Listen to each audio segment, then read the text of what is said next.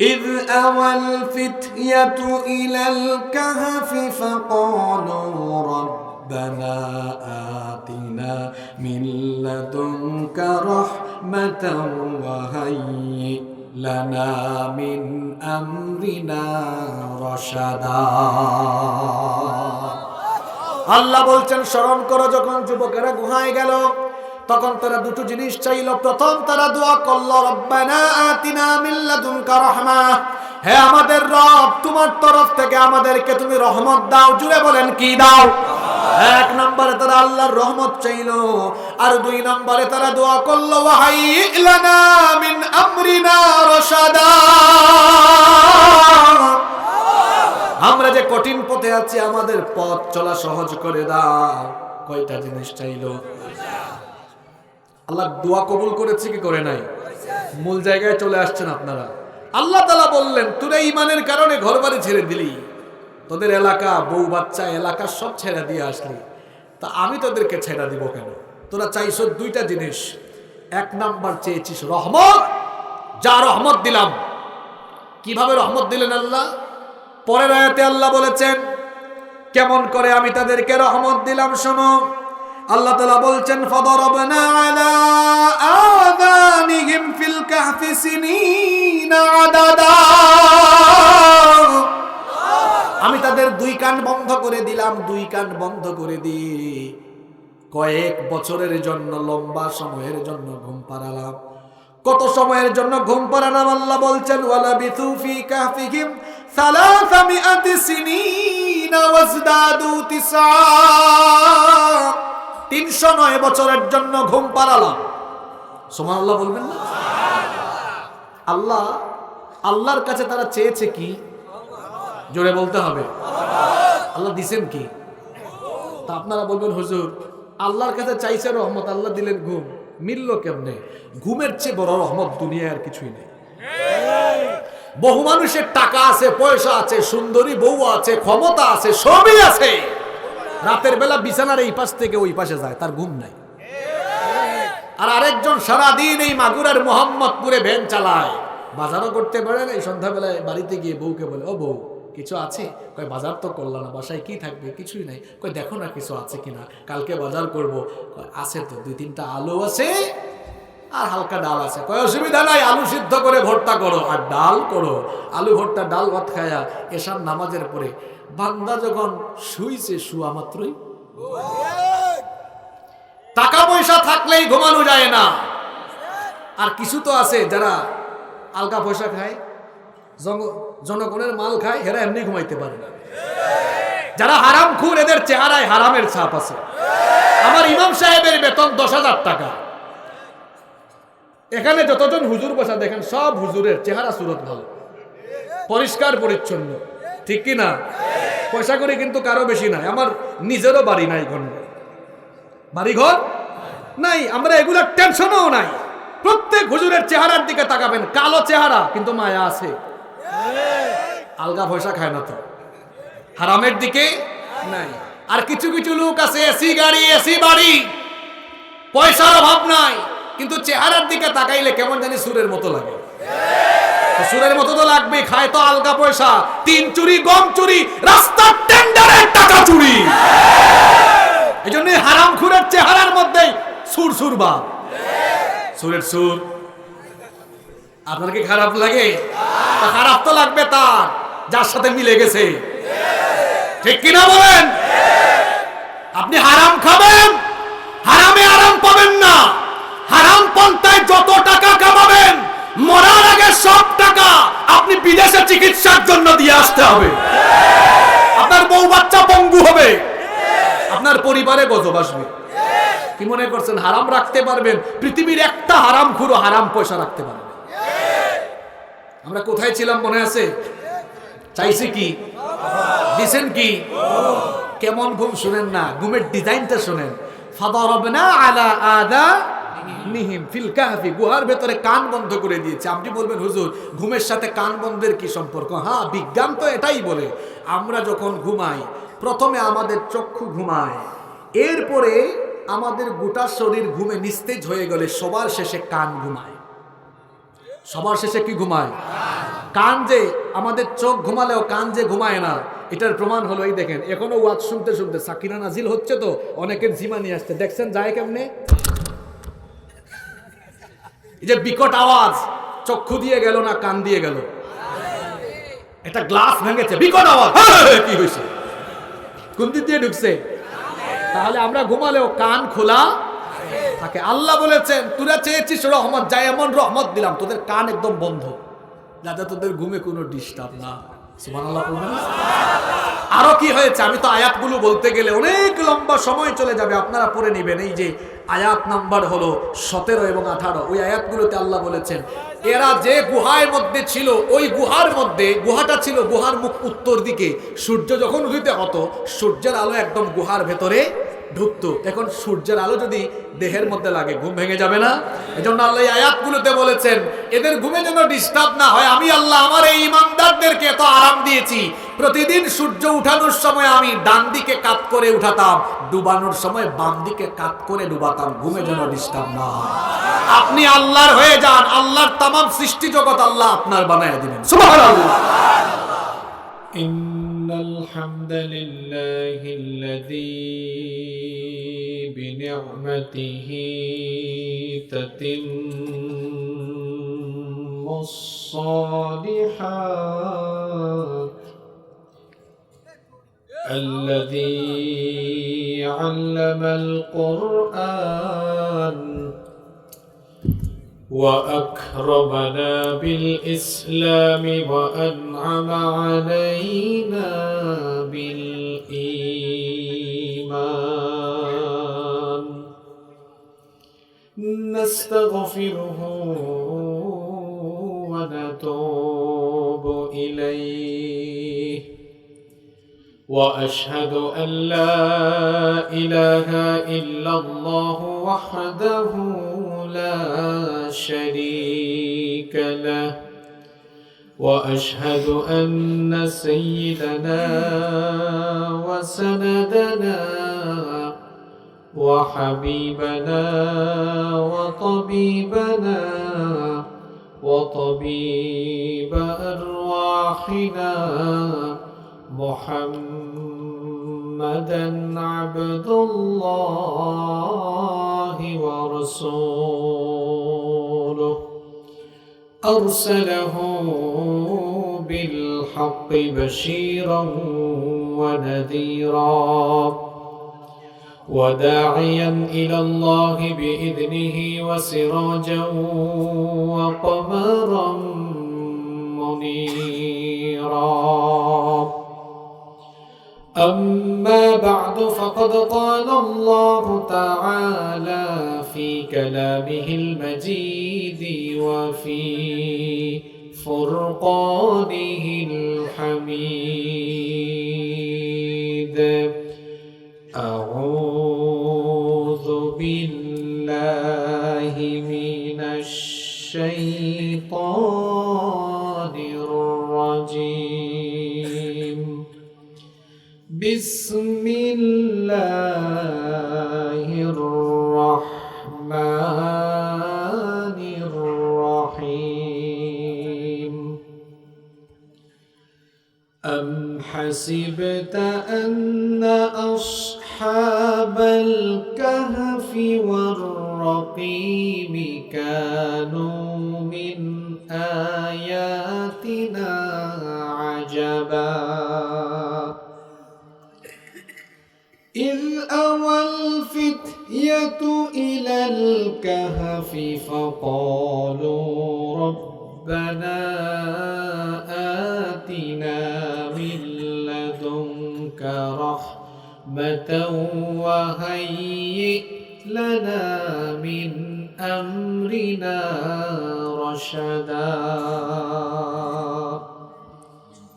وقال تعالى في شان حبيبه إن الله وملائكته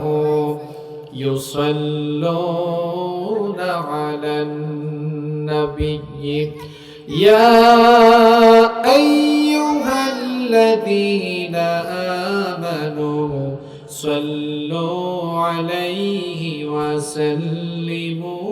وسلموا تسليما কেউ চুপ থাকবেন না সকলেই পড়েন اللهم صل على محمد وعلى آل محمد كما صليت على إبراهيم وعلى آل إبراهيم إنك حميد مجيد اللهم بارك على محمد وعلى آل محمد كما باركت على إبراهيم وعلى آل إبراهيم إنك حميد مجيد ربي زدني علما ربي زدني علما ربي اشرح لي صدري ويسر لي أمري واحلل عقدة من لساني يفقه قولي سبحانك لا علم لنا إلا ما علمتنا إنك أنت العليم الحكيم صدق الله العظيم সুন্নাত নয় শুধু দাওয়াতের মেহমান সুন্নাত নয় শুধু খাওয়া শেষ মধুপান সুন্নাত নয় শুধু দাওয়াতের মেহমান সুন্নাত নয় শুধু খাওয়া শেষ মধুপান আরো কিছু সুন্নাত আছে তুমি জানো কি জানলেও জীবনে কখনো তা মানো কি আরো কিছু সুন্নাত আছে তুমি জানো কি জানলেও জীবনে কখনো তা মানো কি সুন্নাত শুধু নয় মাজলুম সহায়ক সুন্নাত ওহুদের জালিমের প্রতিরোধ সুন্নাত শুধু নয় নির্জন ধ্যানে যাওয়া আর সুন্নাত হলো পাথরের আঘাত খাওয়া মুহাব্বতে তার সুদিনের সাথী তুমি দুর্দিনেও তার পাশে থাকো কি আরো কিছু সুন্নাত আছে তুমি জানো কি জানলেও জীবনে কখনো তা মানো কি সুন্নাত কোরআনে সমাজ বিনির্মাণে বৈরি সকল পথ মারিয়ে চলা সুন্নাত দাওয়াতে দিনের পাশাপাশি ইসলাম রক্ষায় হাতে তলোয়ার তোলা সুন্নাত শুধু নয় নমনীয় আলাপন সুন্নাত প্রয়োজনে হুঙ্কার গর্জন সুন্নাত শুধু নয় মেষ চড়াতে যাওয়া আর সুন্নাত হলো রাষ্ট্রনায়ক হওয়া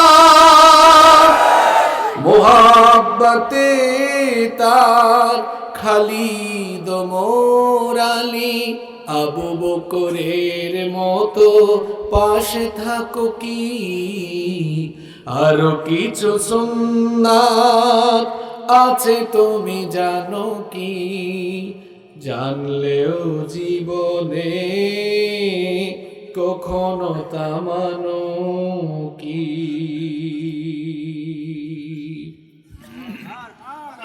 মাগুরা জেলার মোহাম্মদপুর উপজেলার অন্তর্গত দাতিয়াদা পূর্বপাড়া বিশ্বাস বাড়ির উদ্যোগে এবং গ্রামবাসীদের যৌথ ব্যবস্থাপনায় আয়োজিত আজকের এই দ্বিতীয়তম বার্ষিক তাফসীরুল কোরআন মাহফিলের মুহতারাম শ্রদ্ধাভাজন সভাপতি বিশিষ্ট ইসলামী চিন্তাবিদ ও শিক্ষাবিদ ঐতিহ্যবাহী আমিনুর রহমান ডিগ্রি কলেজের সম্মানিত অধ্যাপক আমাদের শ্রদ্ধাভাজন অভিভাবক আমাদের মাথার তাজ আলহাজ মুফতি মুহাম্মদ ওসিউজ্জামান বুলবুল সাহেব আতালাল্লাহু উমরাহু ওয়া বারাকাল্লাহু ফি হায়াতিহি আমরা সবাই পড়ি আমিন।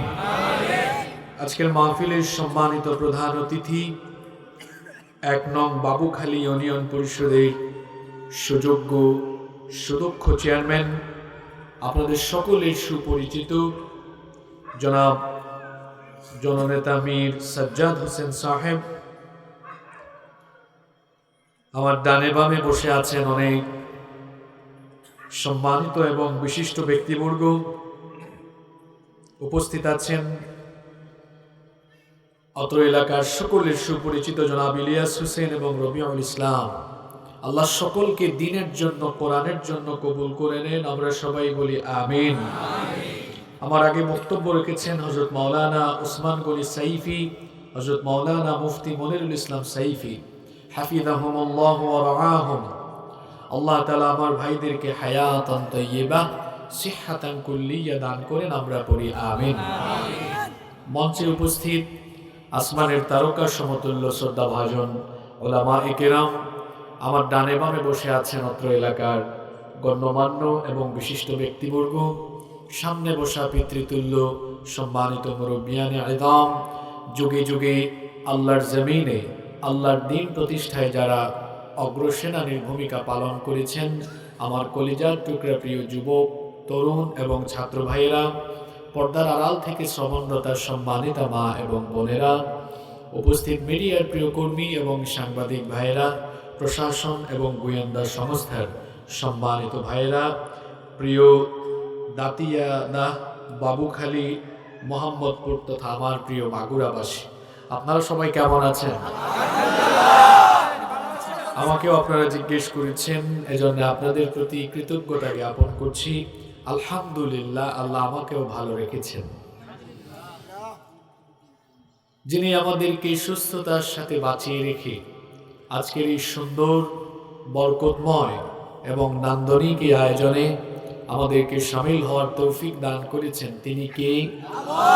সেই মহান রবের জন্য হৃদয়ের সবটুকু ভালোবাসা আবেগ অনুভূতিকে উজাড় করে দিয়ে খুশি মনে প্রাণবন্ত আওয়াজে উচ্চ কণ্ঠে কালিমাতুশ শুকর আদায় করে আমরা সকলেই পড়ছি আলহামদুলিল্লাহ। সম্মানিত উপস্থিতি, আমরা যারা এখানে এসেছি আমরা সকলেই আল্লাহর মেহমানে পরিণত হয়েছি, সুবহানাল্লাহ। কারণ আমরা আল্লাহর কালাম শুনতে এসেছি, এজন্য আমরা সকলেই আল্লাহর মেহমানে পরিগণিত হয়েছি। এই এলাকায় যদি স্থানীয় এমপি বা মন্ত্রী সাহেবের আগমন হয়, এলাকাবাসী তাকে ফুলেল শুভেচ্ছা জানাবে। এমনও হতে পারে গাড়ি থেকে নেমে অনুষ্ঠান স্থল পর্যন্ত আসার জায়গাটা রেড কার্পেট বিছিয়ে দিবে। এটা দুনিয়ার মানুষ মেহমানদের প্রতি এরকম সম্মাননা জানায়, যেটা সচরাচর আমরা দেখি।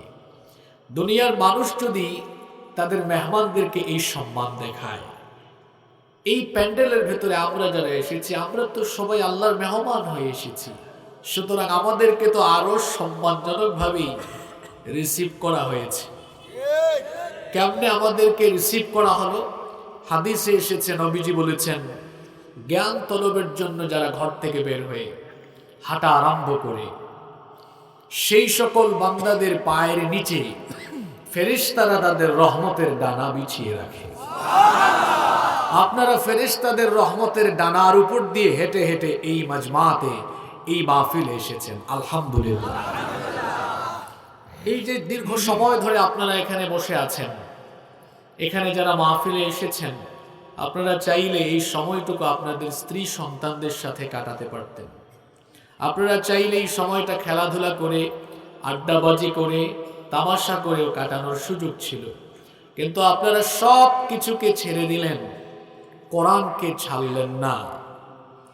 এই যে কোরআনুল কারীমকে আপনারা ছাড়লেন না, হাসরের ময়দানে কোরআনও আপনাদেরকে ছাড়বে না। সুবহানাল্লাহ। এটা কি আমার কথা? আল্লাহর হাবিব বলেছেন, আল কোরআনু শাফিউম মুশাফফা। নবীজি বলেছেন, কোরআন হলো এমন এক শাফায়াতকারী গ্রন্থ, যার শাফায়াত কিয়ামতের দিন যিনি কবুল করবেন, গলার আওয়াজ বড় করে সবাই বলেন, তিনি কি?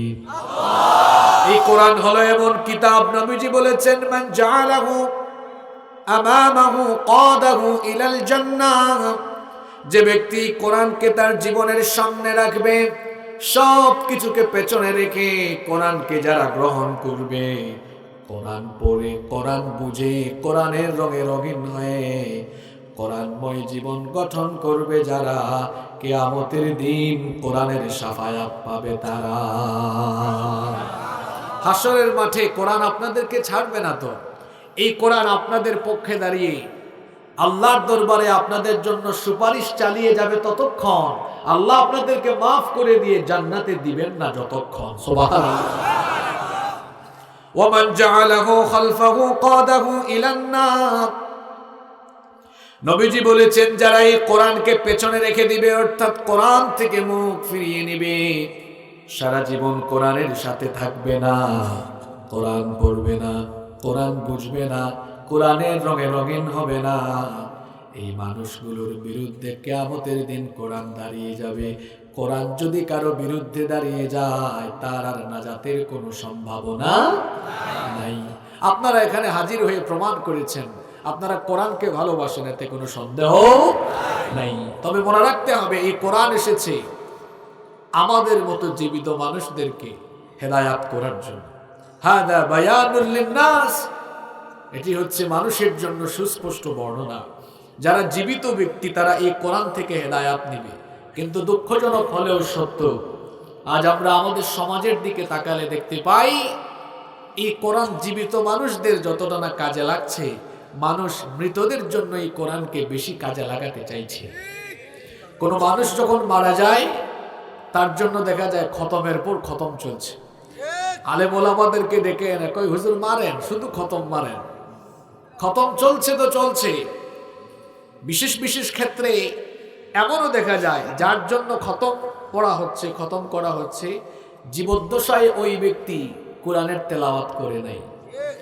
যতদিন জীবিত ছিল ততদিন কোরআনের সাথে বেয়াদবি করেছে, যতদিন জীবিত ছিল কোরআনওয়ালাদের হাতে হাত করা লাগিয়েছে, যতদিন জীবিত ছিল সুযোগ পেয়েছে কোরআনওয়ালাদেরকে ফাঁসিতে ঝুলিয়েছে, যতদিন জীবিত ছিল ততদিন সিলেবাস থেকে কোরআনী শিক্ষা বাদ দেওয়ার জন্য কাজ করেছে।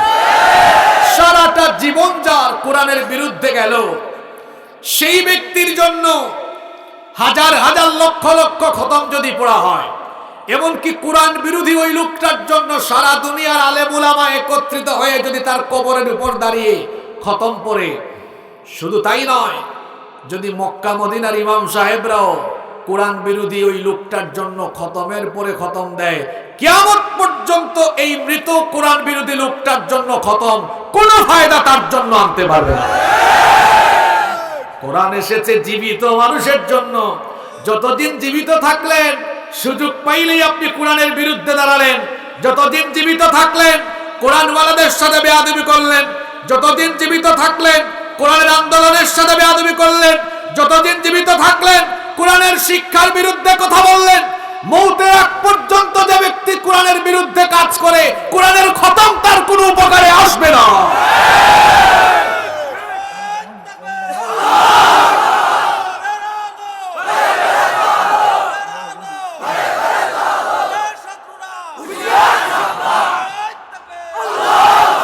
এজন্য আমরা জীবিত থাকা অবস্থায় এই কোরআনকে আঁকড়ে ধরবো। যদি কোরআনকে আমরা ধরি, মরার পরে কোরআনও আমাদেরকে ধরবে। গন্তব্য হবে কোথায়? আরেকটু জোরে বলেন। সম্মানিত ভাইয়েরা, আপনাদেরকে অনেক কষ্ট দিয়ে ফেলেছি। আমি এই দক্ষিণাঞ্চলে প্রথমবারের মতো এত রাত করে স্টেজে উঠেছি। আসার সময় রাস্তায় একটু সমস্যা হয়ে গিয়েছে। আমি দুঃখ প্রকাশ করছি এই দেরি হওয়ার জন্য। আপনারা আমাকে সাপোর্ট দেবেন তো ইনশাআল্লাহ? তাহলে আমরা শুরু করছি। আমি আপনাদের সামনে কোরআনুল কারীমের 18 নম্বর সূরা সূরাতু আল কাহাফের কিছু অংশ তেলাওয়াত করেছি। আজকে আমরা এই সূরা থেকেই তাফসীর শুনবো ইনশাআল্লাহ। আমরা এই সূরা থেকে তাফসীর আরম্ভ করার আগে এই সূরার প্রাইমারি ইনফরমেশন জেনে নেব। যে সূরা থেকে আমরা আজকে কথা বলছি, সূরাটির নাম হচ্ছে সূরাতু আল কাহাফ। সবাই পুরুষোচিত কণ্ঠে জবাব দিয়ে বলেন তো সূরার নাম সূরা আল কাহাফ। শব্দটাকে আরবি না বাংলা? আরবি। এটার বাংলা অর্থ হলো গুহা, গর্ত। গুহা বুঝেন তো আপনারা? কোরআনে কারীমে গাভীর নামে, হাতির নামেও সূরা আছে, মধুর নামে সূরা আছে। আপনি ভাবিয়েন না এগুলো এমনি এমনি হয়েছে। এই নামকরণের একটা বিশেষ সিগনিফিক্যান্সও আছে। এই সূরার নাম গুহা বা গর্তের নামে হয়েছে কেন? কারণ এই সূরার মধ্যে গুহাবাসী কয়েকজন যুবকের আলোচনা এসেছে, যেই যুবকেরা একটা গুহার ভেতরে আল্লাহর অসীম কুদরতে একটানা 309 বছর পর্যন্ত ঘুমিয়েছিল। সুবহানাল্লাহ।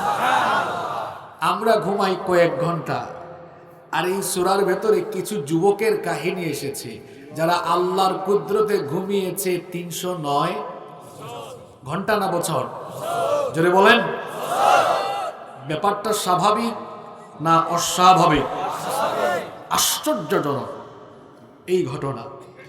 এই সূরা কোরআনুল কারীমের 18 নম্বর সূরা। বলেন তো সূরার সিরিয়াল নাম্বার কত? 18। এই সূরাটি কোরআনুল কারীমের মাঝামাঝিতে অবস্থিত, অর্থাৎ 15তম পারায় অবস্থিত। কোরআনুল কারীমের সূরাগুলো দুই ভাগে বিভক্ত। যে সূরাগুলো মক্কায় নাজিল হয়েছে সেগুলোকে বলা হয় মাক্কিয়া, যেগুলো মদিনায় নাজিল হয়েছে সেগুলোকে বলা হয় মাদানিয়া। আজকের আলোচ্য এই সূরাটি নাজিল হয়েছে মক্কায়, এজন্য সূরাটি হচ্ছে সূরাতুম মাক্কিয়া। এই সূরার রুকু সংখ্যা হলো 12, আয়াত সংখ্যা হলো 110। এই হচ্ছে সূরার প্রাথমিক তথ্য।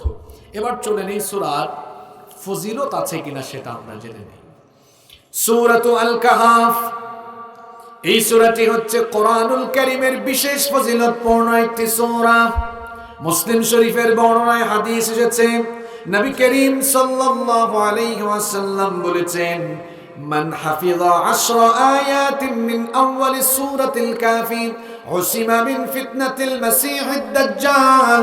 নবীজি বলেছেন, যে ব্যক্তি সূরাতু আল কাহাফের প্রথম 10টা আয়াত মুখস্থ করবে, ওই ব্যক্তিকে আল্লাহ তাআলা দাজ্জালের ফিতনা থেকে বাঁচিয়ে দিবেন। ওয়া ফি রিওয়ায়াতিন উখরা, অন্য রিওয়ায়াতে এসেছে নবীজি বলেছেন, মান হাফিযা 10 আল আওয়াখির মিন সূরাতিল কাফি উসিমা মিন ফিতনাতিদ দাজ্জাল। যে ব্যক্তি সূরা আল কাহাফের শেষের 10টা আয়াত মুখস্থ করবে, তাকে আল্লাহ দাজ্জালের ফিতনা থেকে বাঁচিয়ে দিবেন।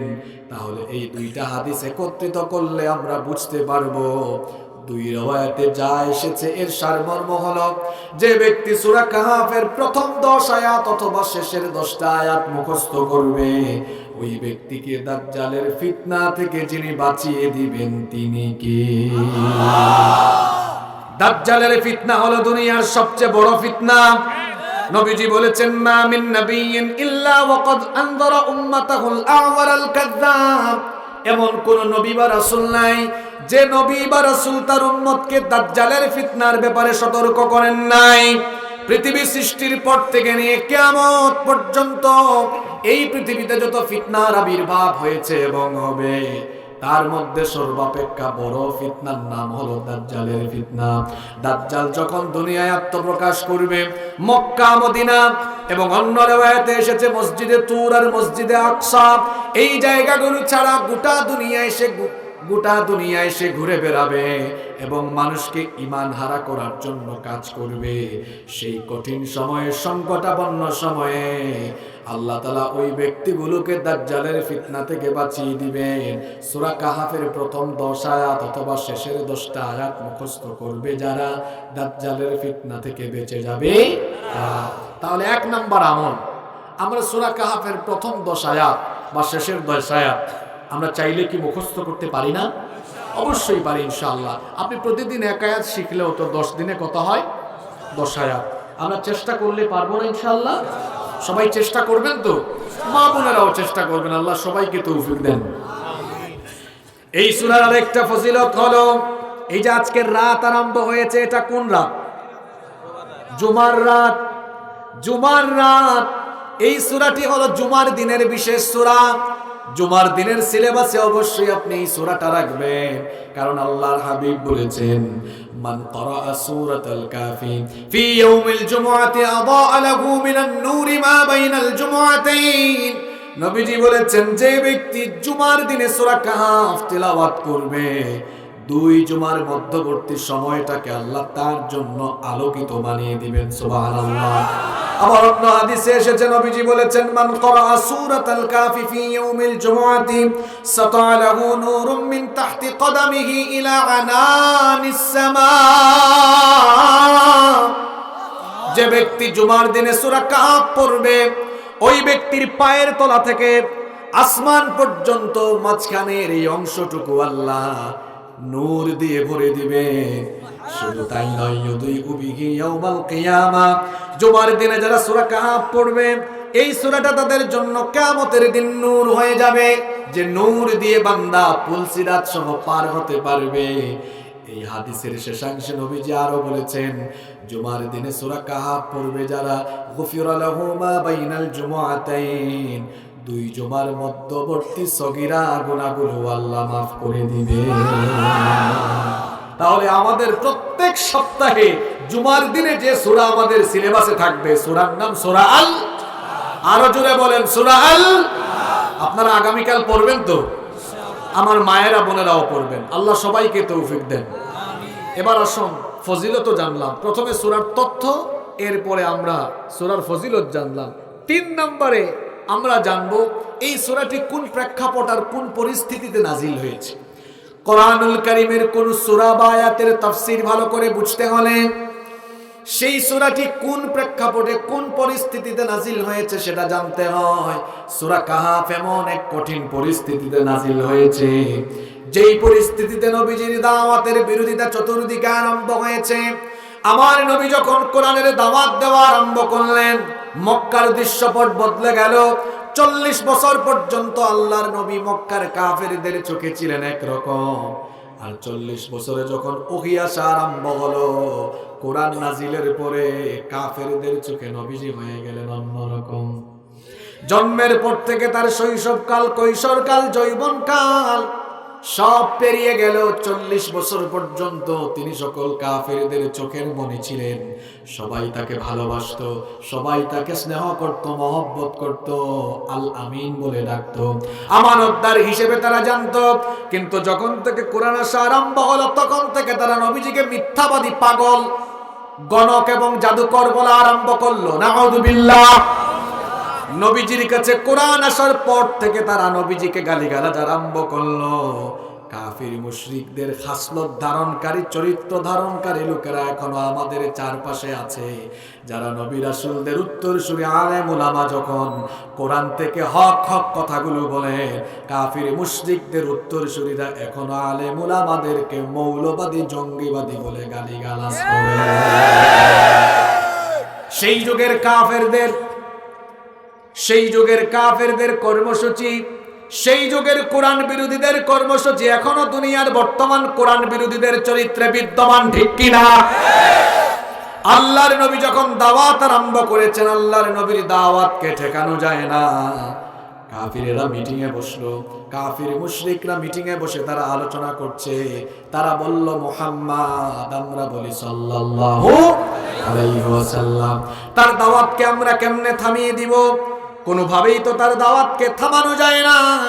তারা সিদ্ধান্ত নিল কি করা যায়, পরামর্শ আরম্ভ করলো।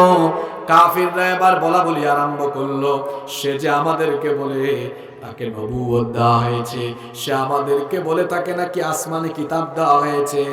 আমরা তো নবুয়ত বুঝি না, আসমানি কিতাবও বুঝি না। তবে শুনেছি ইয়াসরিবে, মদিনার আগের নাম হলো ইয়াসরিব, তবে শুনেছি ইয়াসরিবে ইহুদি পণ্ডিতরা থাকে। ইহুদিদের কাছে এর আগে কিতাব এসেছে, তাদের কাছে নবী রাসূলও এসেছে, সুতরাং তারা নবুয়ত বুঝবে, আসমানি কিতাবও বুঝবে। চলো আমরা বুদ্ধি পরামর্শ আনার জন্য আমাদের কিছু প্রতিনিধি দল ইহুদিদের কাছে পাঠাই। এই সিদ্ধান্তে কাফিররা একমত হয়ে তারা তাদের দুইজন প্রতিনিধি ঠিক করলো। এক কাফিরের নাম হলো নাজার বিন হারিস, আরেক কাফিরের নাম হলো উকবা বিন আবি মুঈত। এই দুই কাফিরকে তারা প্রতিনিধি বানিয়ে মদিনার ইহুদি আলেমদের কাছে পাঠালো। ইহুদি পণ্ডিতদের কাছে এই দুই কাফির প্রতিনিধি গিয়ে বলল, আমরা একটা বিপদে পড়ে আপনাদের কাছে এসেছি। শুনতেছেন তো আপনারা? আমরা একটা বিপদে পড়ে আপনাদের কাছে এসেছি, আপনাদের কাছে পরামর্শ করে আপনাদের থেকে বুদ্ধি নিব। ইহুদি পণ্ডিতরা বলল, অসুবিধা নাই, কি ব্যাপারে এসেছেন আমাদেরকে বলেন। তারা বলল, আমাদের এলাকার আব্দুল্লাহর ছেলে মুহাম্মদ, আমরা বলি সাল্লাল্লাহু আলাইহি ওয়াসাল্লাম, আমাদের চোখের সামনে বড় হয়েছে, আমাদের চোখের সামনে তার কৈশোরকাল, শৈশবকাল, যৌবনকাল গেল। এখন সে হঠাৎ করে বলে তাকে নাকি নবী বানানো হয়েছে, তাকে নাকি নবুয়ত দেওয়া হয়েছে, তাকে নাকি রিসালাত দেওয়া হয়েছে, তার কাছে নাকি আসমানি কিতাবও আসে, কিন্তু আমাদের এটা বিশ্বাস হয় না। এজন্য আমরা আপনাদের কাছে এসেছি, কি করা যায়? এত বিরোধিতা করি, গালিগালাজ করি, নির্যাতন করি, তাও তার দাওয়াত থামাতে পারি না। ইহুদি পণ্ডিতরা তাদেরকে বলল, তার ব্যাপারে আমরা তোমাদেরকে কেমনে বলবো, কারণ তার কথাবার্তা, আচার আচরণ, চলন বলন কিছুই আমরা জানি না, তোমরা আগে তার ব্যাপারে আমাদেরকে তথ্য দাও। তখন তারা বলল, মিথ্যা বলে লাভ নাই, তার ব্যাপারে সঠিক কথা হলো আজ পর্যন্ত সে কোনোদিনও একবারের জন্য মিথ্যা বলে নাই। এত সুন্দর করে কথা বলে, মিষ্টি মিষ্টি করে, মুচকি হেসে, এত মিষ্টভাষী, এত সুন্দর শব্দ চয়ন, এত মাধুর্যময়ী ভাষা, মুচকি হেসে কথা বলে, আমানত রাখলে পরে আমানতের খেয়ানত করে না। এত ভালো মানুষ, এত ভদ্র মানুষ, কষ্ট পাইলেও কাউকে কখনো কষ্ট দেয়, দুঃখ পেলেও দুঃখ দেয় না। কাফির মুশরিকরা যখন ইহুদিদেরকে নবীজির সব কিছু বলল, তারা তখন বলল, তোমরা যার ব্যাপারে তথ্য দিয়েছো তার চলন বলন, কথন, উঠা বসা, চলাফেরা, মুআমালাত, মুআশারাত, সবকিছুর ব্যাপারে জেনে তো মনে হচ্ছে এগুলো সাধারণ কোনো মানুষের বৈশিষ্ট্য নয়, এগুলো পয়গাম্বরী চরিত্র। তবে তোমরা একেবারে কনফার্ম হওয়ার জন্য মক্কায় ফিরে গিয়ে তোমরা তাকে 3টা প্রশ্ন করো। জুড়ে বলেন, কয়টা প্রশ্ন? পুরুষ মানুষের মতো জবাব দেন, কয়টা প্রশ্ন? 3টা প্রশ্ন গিয়ে করো। সে যদি সত্যিকারের নবী হয় তো উত্তর দিতে পারবে, কারণ এই 3টা প্রশ্নের জবাব দুনিয়ার কোন নবী রাসূল ছাড়া অন্য কেউ দিতে পারবে। যাও গিয়ে 3টা প্রশ্ন করো। 1 নাম্বার প্রশ্ন গিয়ে তাকে করো আসহাবে কাহাফ সম্পর্কে, গুহাবাসী যুবকদের সম্পর্কে জিজ্ঞেস করো। গুহার ভেতরে কয়েকজন যুবক কোন ঘটনার কারণে গেল, কেন গেল, কতদিন থাকলো, গুহাবাসীদের ঘটনা বিস্তারিত জানতে চাও। 2 নম্বর প্রশ্ন গিয়ে করো রূহ সম্পর্কে জিজ্ঞেস করো, রূহ কি। তবে 2 নম্বর প্রশ্নের ব্যাপারে অনেক মুফাসসির দ্বিমত করেছেন। কিছু কিছু মুফাসসির বলেছেন 2 নম্বর প্রশ্ন ছিল মূসা আলাইহিস সালাম এবং খাদির আলাইহিস সালাম সম্পর্কে, যাকে আমাদের দেশের অনেক মানুষ বলে খিজির আলাইহিস সালাম, কিন্তু তার শুদ্ধ এবং সঠিক নাম হলো খাদির। আরবিতে বলা হয় খাদির। খাদির মানে হলো সবুজ। তিনি যে এলাকা দিয়ে যেতেন সেই এলাকা আল্লাহর রহমতে সবুজের সমারোহে ভরে যেত। সুবহানাল্লাহ। তারা শিখিয়ে দিল, যাও 2 নম্বর প্রশ্ন গিয়ে করো খাদির আলাইহিস সালামের সেই তাৎপর্যপূর্ণ ঘটনা সম্পর্কে, মুসা নবীর সাথে তার কি হয়েছিল সেই ঘটনাটা জানতে চাও। 3 নাম্বার প্রশ্ন গিয়ে করো সেই ব্যক্তি সম্পর্কে যাকে আল্লাহ দুনিয়ার পূর্ব থেকে পশ্চিম দিগন্ত পর্যন্ত সফর করিয়েছেন, ওই ব্যক্তির নাম হলো যুলকারনাইন। যাও গিয়ে যুলকারনাইনের ব্যাপারে প্রশ্ন করো। এই প্রশ্ন শিখিয়ে দিল ইহুদিরা কাফিরদেরকে কয়টা? আর জুড়ে বলেন কয়টা? এই 2 কাফের প্রতিনিধি আবার মক্কায় ফিরে আসলো। মক্কায় ফিরে এসে বাকি নেতাদেরকে বলল, ইহুদিরা আমাদেরকে বুদ্ধি শিখিয়ে দিয়েছে এই 3টা প্রশ্ন তাকে গিয়ে করার জন্য। যদি আমরা মুহাম্মদ আমরা বলি সাল্লাল্লাহু আলাইহি ওয়াসাল্লামকে এই 3টা প্রশ্ন করি, উত্তর দিতে না পারলে ধরা খেয়ে যাবে, বুঝবো সব ভণ্ডামি। নাউজুবিল্লাহ। কাফিররা এবার তড়িঘড়ি করে চলে গেল আল্লাহর নবীর কাছে। গিয়ে তারা গিয়ে বলল মুহাম্মদ আমরা বলি সাল্লাল্লাহু আলাইহি ওয়াসাল্লাম তোমার কাছে আমরা 3টা প্রশ্ন নিয়ে এসেছি, এই 3টা প্রশ্নের উত্তর যদি দিতে পারো বুঝবো তুমি সত্যিকারের নবী, যদি উত্তর দিতে না পারো বুঝবো এতদিন যা করেছে সব ভণ্ডামি। নবীজি বললেন ঠিক আছে, তোমাদের কি প্রশ্ন সেগুলো বলো। কাফিররা আবার এক এক করে 3টা প্রশ্ন করলো। নবীজি 3টা প্রশ্ন শুনলেন। 3টা প্রশ্ন শোনার পরে নবীজি বললেন ঠিক আছে, তোমাদের এই প্রশ্নগুলোর উত্তর আমি আগামীকাল দিব। কি বলছেন? নবীজি ভেবেছিলেন কাফিররা চলে যাওয়ার পরে আল্লাহ নবীজির কাছে ওহী নাযিল করবেন, সাইয়েদনা জিবরিল আমিনকে পাঠাবেন।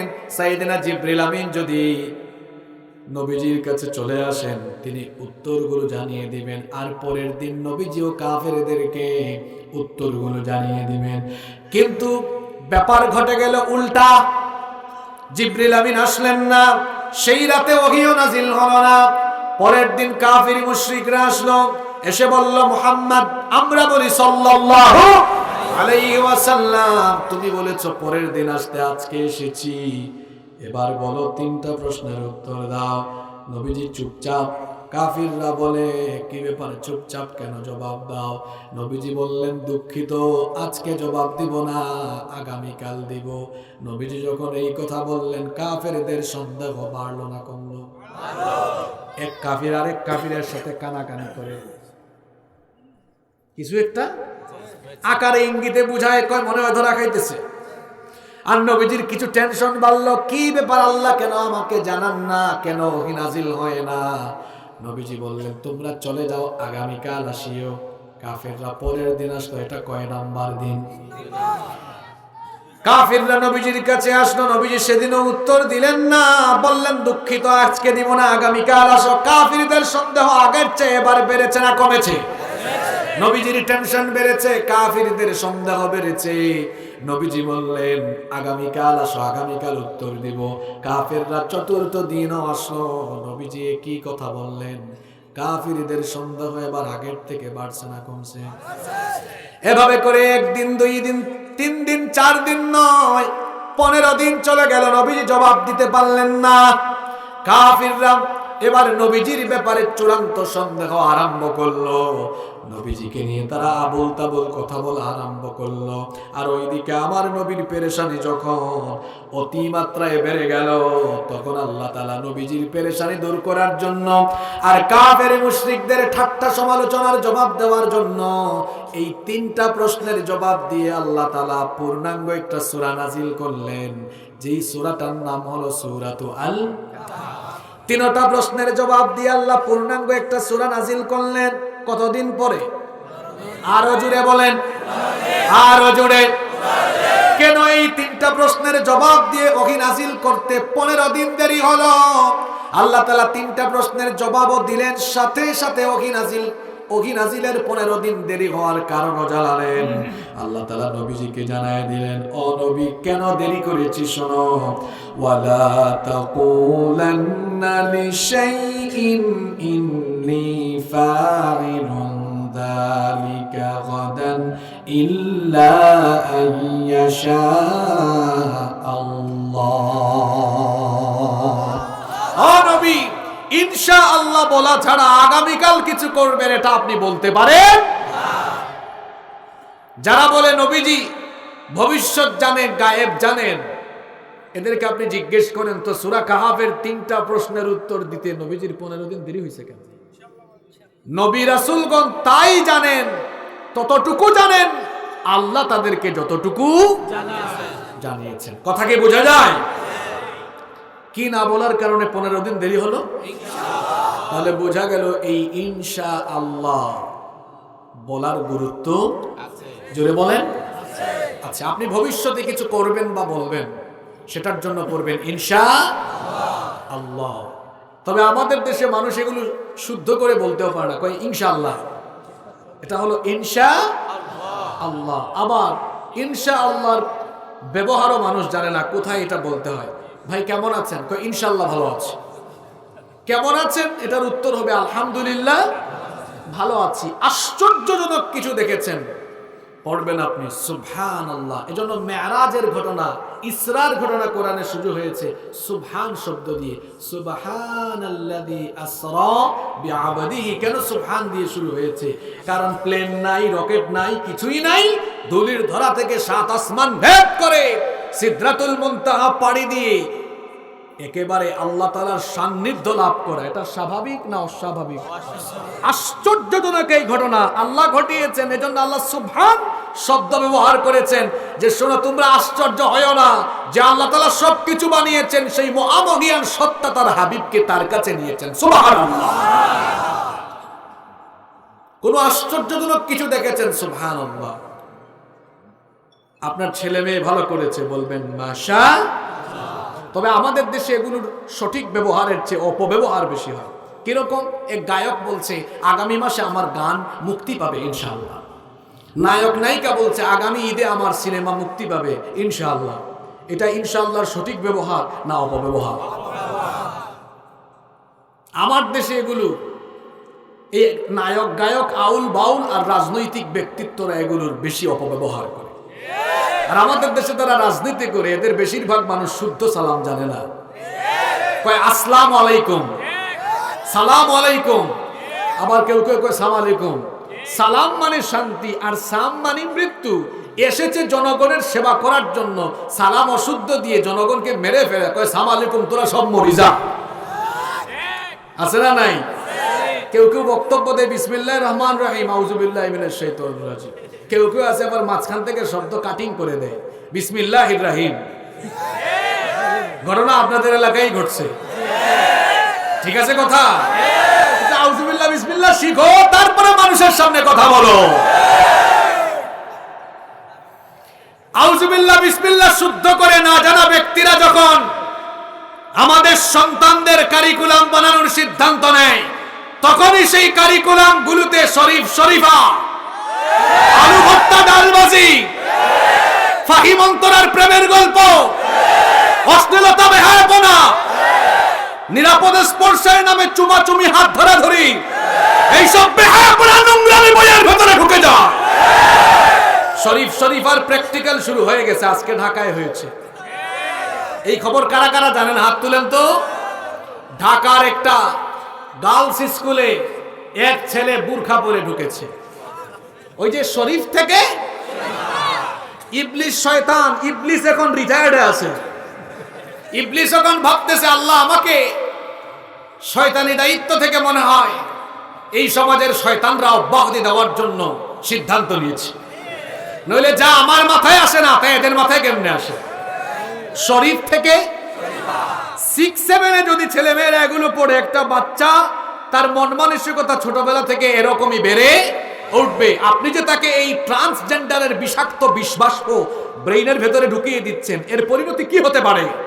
এই ছেলে মেয়েরা মনে করেন এই ছেলেটা 6-7 এগুলো পড়ে ইন্টারমিডিয়েটে গেল, ইউনিভার্সিটিতে গেল, এবার তার হলে হোস্টেলে সিট দরকার। হোস্টেলের স্যারকে, হলের স্যারকে যদি বলে, বা কলেজের প্রিন্সিপাল অথবা বিশ্ববিদ্যালয়ের অ্যাডমিনিস্ট্রেশন প্রশাসনকে সে যদি জানায় যে দেখুন আমাকে দেখতে মুন্নার মতো লাগে, সার্টিফিকেটও আমি মুন্না, কিন্তু এখন থেকে মনে মনে আমি মুন্নি, আমাকে মহিলা হোস্টেলে সিট দেন, তো অবস্থা কি হবে? এক শেয়াল মুরগির খামারের পাশে গিয়ে বলছে দেখো আমাকে দেখতে শেয়াল মনে হলেও মনে মনে আমি মুরগি। মুরগিরা যদি এই কথা শুনে শেয়ালকে তাদের সাথে থাকতে দেয়, সকালবেলা একটা মুরগি থাকবে?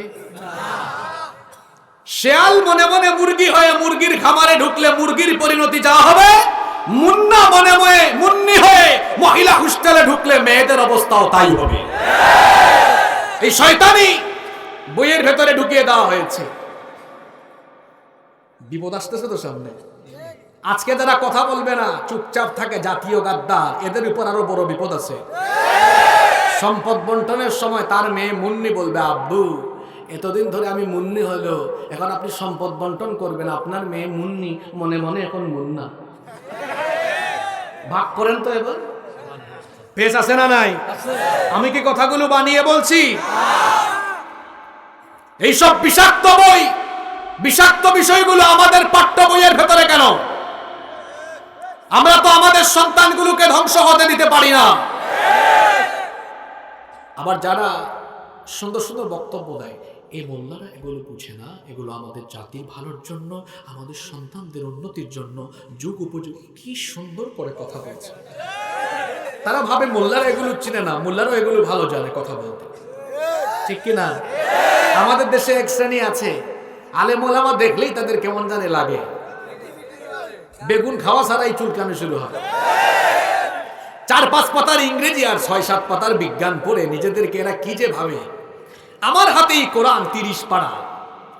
যারা 30 পারা কোরআন মুখস্থ করে সিনায় ঢুকিয়ে রেখেছে, যারা অসংখ্য তাফসীরের কিতাবের পাতাকে ব্রেইনে সেভ করে রেখেছে, যারা নবীজির লক্ষ লক্ষ হাফেজ, যারা নবীজির লক্ষ লক্ষ হাদিসকে সিনার ভেতরে গেঁথে রেখেছে, সেই আলেমদেরকে এত তুচ্ছ তাচ্ছিল্য করো, যারা 30 পারা কোরআন, হাজার হাজার হাদিস এবং অসংখ্য তাফসীরের কিতাবের পাতা ব্রেইনের ভেতরে সেভ করে রেখেছে, সেই আলেমরা তোমাদের 4-5 পাতার ইংরেজি আর 6-7 পাতার বিজ্ঞানের বই চাবায়া চুবায়া ভেতরে রেখে দিতে পারে।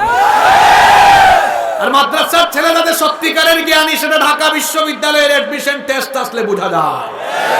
তোমাদের সোনার ছেলেদেরকে পেছনে ফেলে দিয়ে আমার মাদ্রাসার ছেলেরা গত 1.5-2 যুগ ধরে বিশ্ববিদ্যালয়ের ভর্তি পরীক্ষায় ফার্স্ট হয়ে যায়। আমার দেশে কিছু আছে যারা আলেম ওলামাদের বিরুদ্ধে কথা বলে। এক লোক বসছিল এক হুজুরের সাথে, এখন আর তারে পাওয়া যায় না। এই লোক শরীফার পক্ষে বক্তৃতা দিয়েছে 4-5 দিন আগে, শাহরিয়ার কবির। আমাদের দেশের মানুষ তারে কিশোর জানি কয়। এটা আমরা বলি না, এটা মানুষও বলে না, মানুষ শুনেছে ওই এক সেক্টর কমান্ডারের কাছ থেকে। আমার দেশে মুক্তিযুদ্ধে অংশগ্রহণকারী, নেতৃত্ব দেওয়া এক সেক্টর কমান্ডার এই কথা বলেছেন। 71 সালে যখন পাকিস্তানি জানোয়ারেরা আমার দেশের মা বোনদের ইজ্জত লুণ্ঠন করেছে, আমার দেশের মানুষের উপরে নিপীড়ন চালিয়েছে, তখন নাকি এই শাহরিয়ার কবির পাকিস্তানিদেরকে দেশি মুরগ সাপ্লাই দিয়েছে। এটা সেক্টর কমান্ডারের বক্তব্য, আমাদের বক্তব্য নয়। দায়িত্বশীল মহলকে বলবো তারই বক্তব্য আমলে নিয়ে এই শাহরিয়ার কবিরের বিরুদ্ধে তদন্ত কমিটি গঠন করা হোক।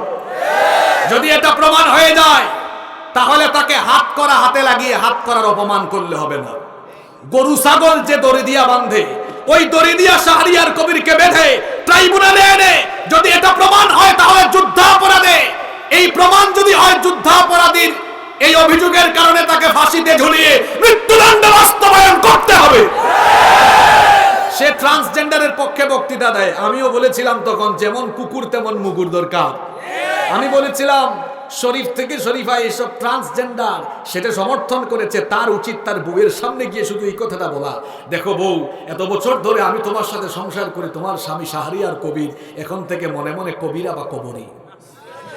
এটা বলে দেখ। আমার তো মনে হয় তোর বউ তোরে ভালো কোনো জুতা দিয়া না, একদম বাথরুম থেকে স্যান্ডেল এনে ওই স্যান্ডেল দিয়া তোরে পিটাবে। এইসব শয়তানি জিনিস আমাদের বইয়ের ভেতরে থাকুক, এটাকে আমরা চাই।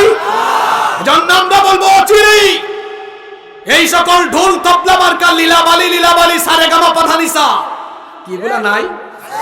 ঘুমাই গেছেন নাকি আপনারা? ইউটিউবে আমার গত জুমার বক্তৃতা আছে, শুনে নেবেন, একদম ডকুমেন্ট সহ। কারা কারা এটা দেখছেন? তাহলে জানেন আমি কি মুখস্থ বলেছি না, একদম নথিপত্র RSBS খতিয়ান। আপনারা ভাবিয়েন না যে মুহাম্মদপুরের জায়গা জমির খতিয়ান। এগুলো হলো কোন ক্লাসের কোন বইয়ের কোন পৃষ্ঠা, ফিলিস্তিনের মানচিত্র পর্যন্ত মুছে দিয়েছে। আমি এটা দেখে ভাবলাম আমার দেশের দাজ্জালের এত রুহানি সন্তানরা কোথা থেকে আসলো, যারা ফিলিস্তিনের মানচিত্র মুছে দিয়ে ইসরায়েলের মানচিত্র বড় করে দিয়েছে। এরা দাজ্জালের রূহানি সন্তান। মাননীয় প্রধানমন্ত্রী পশ্চিমাদের রক্তচক্ষু উপেক্ষা করে তিনি ফিলিস্তিনিদের পক্ষে বক্তব্য দিয়েছেন। মাননীয় প্রধানমন্ত্রী যেখানে ফিলিস্তিনিদের পক্ষে বক্তব্য দিলেন, সেখানে এই দেশের আমলা কামলারা ফিলিস্তিনিদের নাম মানচিত্র থেকে মুছে দিয়ে প্রধানমন্ত্রীর সাথে গাদ্দারি করেছে। এই জাতির মানুষের ছেলেমেয়েরা গাদ্দারি করেছে। এই গাদ্দারদেরকে গ্রেফতার করে দৃষ্টান্তমূলক শাস্তি দিতে হবে। সম্মানিত ভাইয়েরা, আমরা বলছিলাম 15 দিন পরে এই সূরাটা নাজিল হয়েছে। কি না বলার কারণে? আর একটু জোরে বলেন। এবার আসেন, এই সূরার ভেতরে কয়টা প্রশ্নের উত্তর আছে? আর একটু জোরে বলেন। আপনারা 25 থেকে 30 মিনিট কষ্ট করে ধৈর্য ধরতে পারবেন তো? 3টা প্রশ্নের উত্তর, 3টা কাহিনী আজকে বলা সম্ভব নয়। আজকে আমরা যেই নামে এই সূরা কাহাফ, সেই আসহাবে কাহাফের ঘটনা থেকে শিক্ষা নিয়ে বাড়ি ফিরবো ইনশাআল্লাহ। এটা হলো প্রথম প্রশ্নের উত্তর। নবী করিম সাল্লাল্লাহু আলাইহি ওয়াসাল্লামকে আল্লাহ জানিয়ে দিলেন, ও নবী, তারা যে আসহাবে কাহাফ সম্পর্কে আপনার কাছে জানতে চেয়েছে, সেই ঘটনাটা শুনে হয়তো মনে হচ্ছে, প্রশ্ন শুনে আপনি হয়তো ভাবছেন এটা হয়তো কোনো আশ্চর্যজনক ঘটনা হবে। এই জন্য আল্লাহ শুরু করলেন এভাবে। এই সূরার 9 থেকে 26 নম্বর আয়াত পর্যন্ত আসহাবে কাহাফের ঘটনাটি বর্ণিত হয়েছে। এবং এই কাহিনী বলতে গিয়ে আল্লাহ শুরু করেছেন এভাবে, আম হাসিবতা আন্না আসহাবাল কাহফি ওয়ার রাকিমি কানু মিন আয়াতিনা আজাবা। ও নবী, আপনি হয়তো ধারণা করছেন, আপনি হয়তো মনে করছেন গুহাবাসীদের ঘটনা আমার নিদর্শন সমূহের মধ্যে একটা বিস্ময়কর ঘটনা। হ্যাঁ, এটা আসলে একটা বিস্ময়কর ঘটনা। তারা আপনার কাছে যে কাহিনী জানতে চেয়েছে, আপনাকে যে প্রশ্ন করেছে, সেই কাহিনী এবার আমি আপনাকে বর্ণনা করছি। অনুমান নির্ভর নয়, বরং সত্য ঘটনা। আল্লাহ তার হাবিবকে জানিয়ে দিলেন, নাহনু নাকুসসু আলাইকা নাবাআহুম বিল হক। ও নবী, আমি আপনাকে সেই ঘটনা সত্যতার সাথে জানিয়ে দিচ্ছি। যাদের কাহিনী তারা জানতে চেয়েছে, যাদের ব্যাপারে তারা প্রশ্ন করেছে, তাদের পরিচয় হলো ইন্নাহুম ফিতয়াতুন আমানু বিরাব্বিহিম ওয়াজিদনাহুম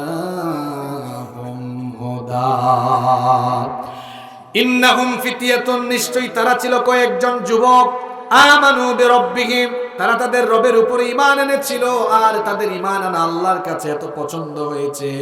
ওয়াজিদনাহুম হুদা, এই কারণে তাদের হেদায়াত যিনি বাড়িয়ে দিয়েছেন, জুড়ে বলেন তিনি কি? আল্লাহ। ঘটনাটি এবার বলছি, মনোযোগ থাকবে তো? আপনাদের কি মনে হয় আমি চট্টগ্রাম থেকে এত লম্বা সফর করে আসছি কিচ্ছা শুনাইয়া চলে যাব এই জন্য? এই কিচ্ছা থেকে আপনি বর্তমান সময়ে কি শিক্ষা পান এটা আজকে বুঝা যাবেন। ওয়াজ একেবারে চলে আসবে আপনার আশেপাশে ইনশাআল্লাহ। কারণ কোরআন কল্পনা প্রসূত কোনো কিতাব নয়, এটা চাহিদা ভিত্তিক এবং মানুষের যেটা প্রয়োজন সেই কথাই বলে, ঠিক কি না? এজন্য আপনারা ধৈর্য ধরে 15-20 মিনিট মনোযোগী থাকতে পারবেন তো? শুরু হচ্ছে এই ঘটনা। ঘটনাটা হলো এমন, আল বিদায়া ওয়ান নিহায়া, তাফসীর ইবনে কাসীর, তাফসীর তাবারী, কুরতুবী সহ সবগুলো তাফসীরের মধ্যে এই ঘটনা বর্ণিত হয়েছে এভাবে। নবী করিম সাল্লাল্লাহু আলাইহি ওয়াসাল্লাম এই দুনিয়াতে আগমনের আর 450 বছর আগের ঘটনা এটা। রোম সাম্রাজ্যের অধিভুক্ত এক রাষ্ট্রের এক জালিম বাদশা ছিল, তার নাম ছিল দাকিয়ানুস। এই দাকিয়ানুস বাদশা তার দেশে, তার রাষ্ট্রে মূর্তি পূজা বাধ্যতামূলক করে দিয়েছিল। তার দেশে শিরক করা ছিল বাধ্যতামূলক। যদি কোনো মানুষ ওই দেশের তাওহীদবাদী হতো, এই দাকিয়ানুস বাদশা তার উপরে নির্মম নির্যাতন করত। তার দেশে সপ্তাহে একদিন, তার দেশে বছরে একদিন রাষ্ট্রীয় উৎসবের আয়োজন করা হতো। আর সেই উৎসবে গোটা দেশের শিশু, কিশোর, তরুণ, যুবক, আবাল, বৃদ্ধ, বনিতা, নারী, পুরুষ সবাই একত্রিত হতো। সেই উৎসবস্থলে সবাই হাজির হয়েছে, সবাই সেখানে আছে। হঠাৎ করে একজন যুবক সেখান থেকে উঠে গেল। জুড়ে বলেন কয়জন? আপনারা যেমন এখানে বসেছেন ঠিক এমনি ভাবে সবাই হাজির একই জায়গায়। হঠাৎ করে একজন যুবক উঠে গেল, উঠে মেলাস্থল ত্যাগ করে অদূরে একটা গাছের ছায়ার নিচে গিয়ে বসে রইল। কিছুক্ষণ পরে দেখা গেল ওই অনুষ্ঠান স্থল থেকে আরেকজন যুবক উঠে গেল।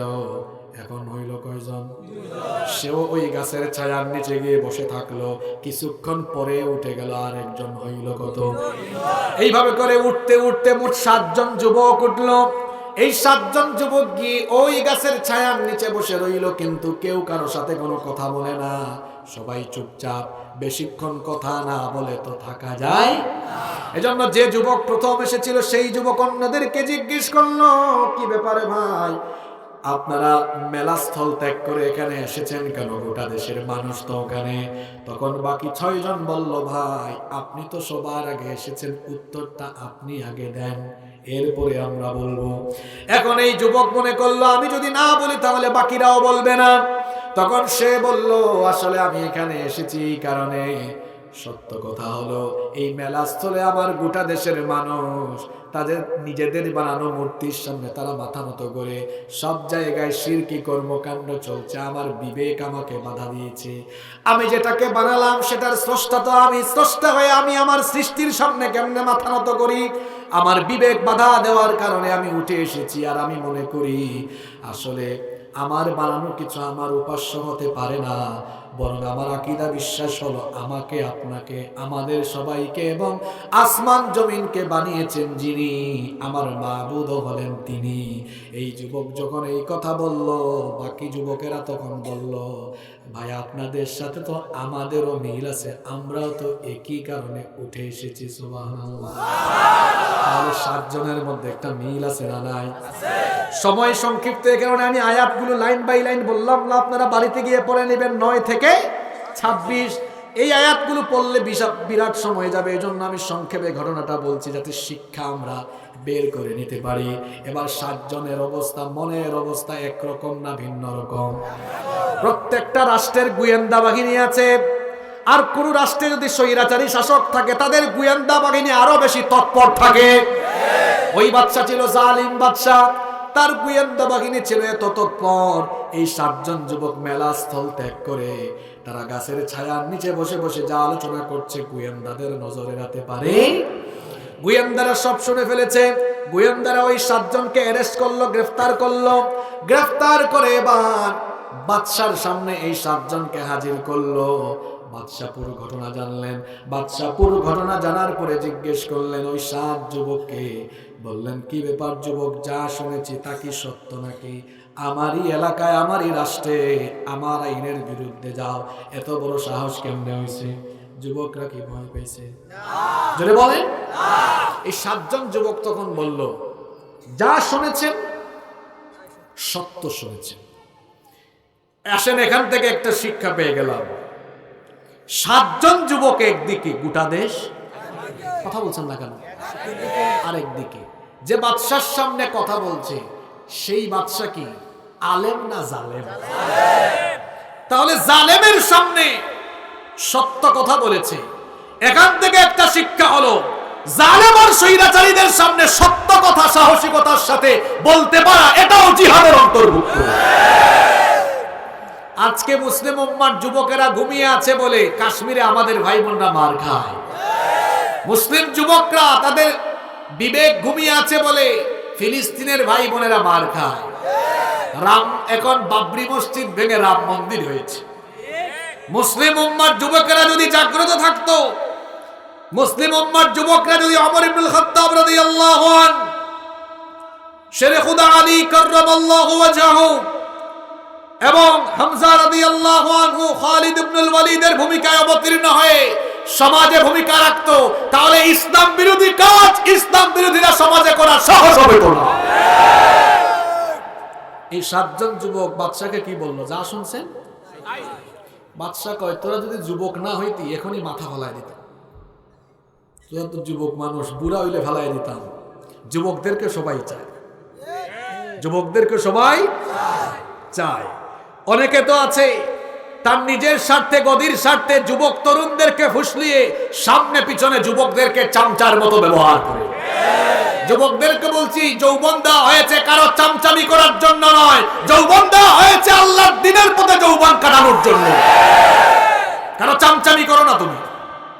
যুবকরা এই কথা যখন বলল, বাদশা কয়, তোরা যুবক না হইলে এখনই মাথা ফালাই দিতাম।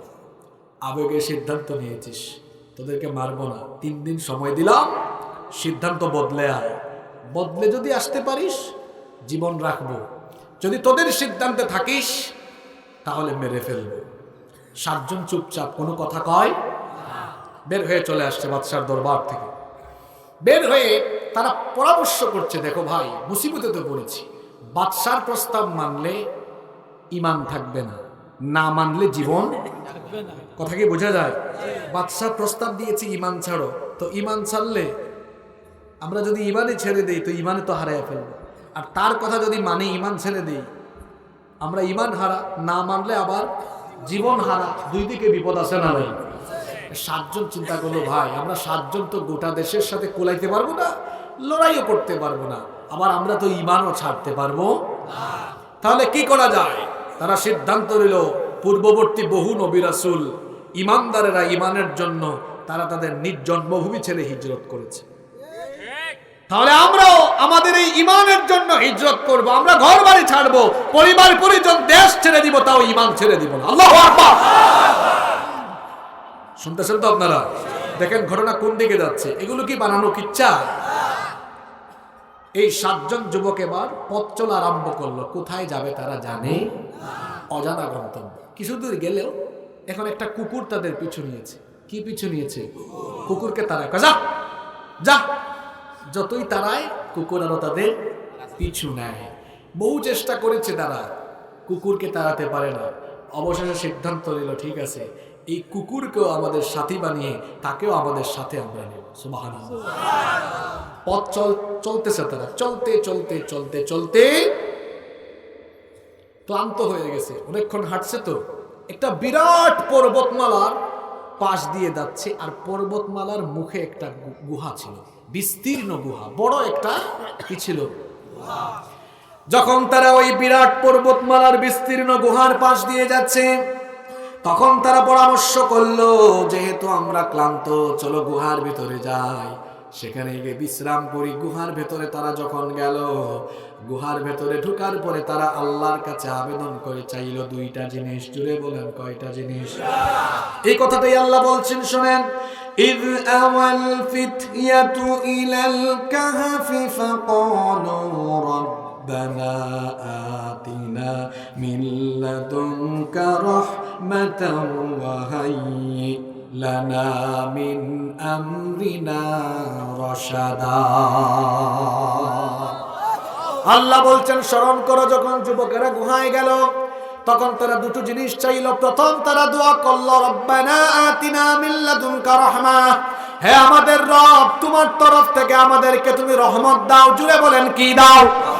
1 নম্বরে তারা আল্লাহর রহমত চাইলো, আর 2 নম্বরে তারা দোয়া করলো, ওয়াহাইয়্ লানা মিন আমরিনা রাশাদা, আমরা যে কঠিন পথে আছি আমাদের পথ চলা সহজ করে দাও। কয়টা জিনিস চাইলো? আল্লাহ দোয়া কবুল করেছে কি করে নাই? মূল জায়গায় চলে আসছেন আপনারা। আল্লাহ তাআলা বললেন, তোরা ঈমানের কারণে ঘরবাড়ি ছেড়ে দিলি, তোদের এলাকা, বউ বাচ্চা, এলাকা সব ছেড়ে দিয়ে আসলি, তা আমি তোদেরকে ছেড়ে দিব কেন? তোরা চাইছো 2টা জিনিস। 1 নাম্বার চেয়েছিস রহমত, যা রহমত দিলাম। কিভাবে রহমত দিলেন আল্লাহ?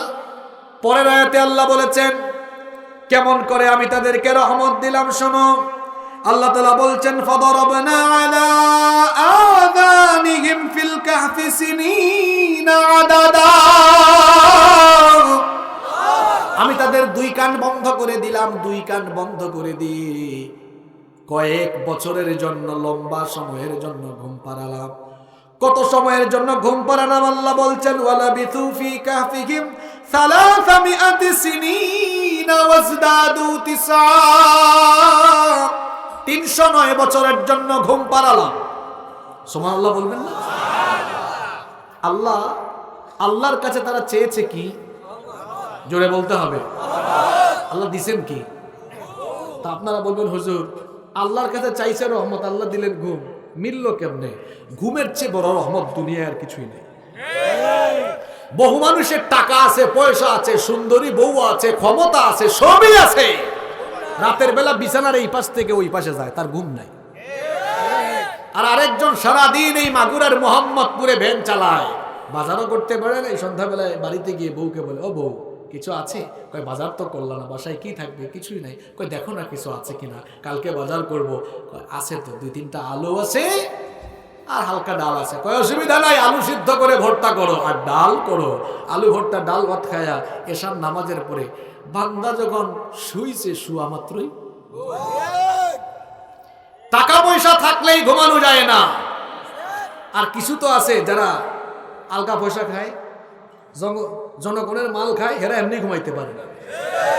যারা হারাম খুর, এদের চেহারায় হারামের ছাপ আছে। আমার ইমাম সাহেবের বেতন 10,000 টাকা। এখানে যতজন হুজুর বসা দেখেন সব হুজুরের চেহারা সুরত ভালো, পরিষ্কার পরিচ্ছন্ন, ঠিক কি না? পয়সা করে কিন্তু কারো বেশি নাই। আমার নিজেরও বাড়ি নাই, বাড়িঘর নাই, আমরা এগুলোর টেনশনও নাই। প্রত্যেক হুজুরের চেহারার দিকে তাকাবেন, কালো চেহারা কিন্তু মায়া আছে। আলগা পয়সা খায় না তো, হারামের দিকে নাই। আর কিছু কিছু লোক আছে এসি গাড়ি, এসি বাড়ি, পয়সার অভাব নাই, কিন্তু চেহারার দিকে তাকাইলে কেমন জানি সুরের মতো লাগে। সুরের মতো তো লাগবে, খায় তো আলগা পয়সা, 3 চুরি, গম চুরি, রাস্তার টেন্ডারের টাকা চুরি। এই জন্য হারাম খুরের চেহারার মধ্যে সুর সুর বা সুরের সুর। আপনার কি খারাপ লাগে? খারাপ তো লাগবে তার, যার সাথে মিলে গেছে, ঠিক কিনা বলেন?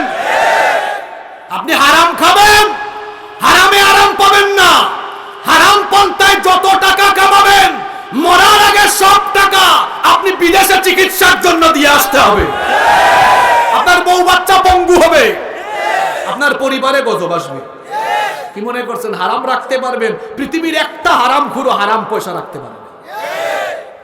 আমরা কোথায় ছিলাম মনে আছে? চাইছি কি, দিছেন কি? কেমন ঘুম শুনেন না, ঘুমের ডিজাইনটা শুনেন।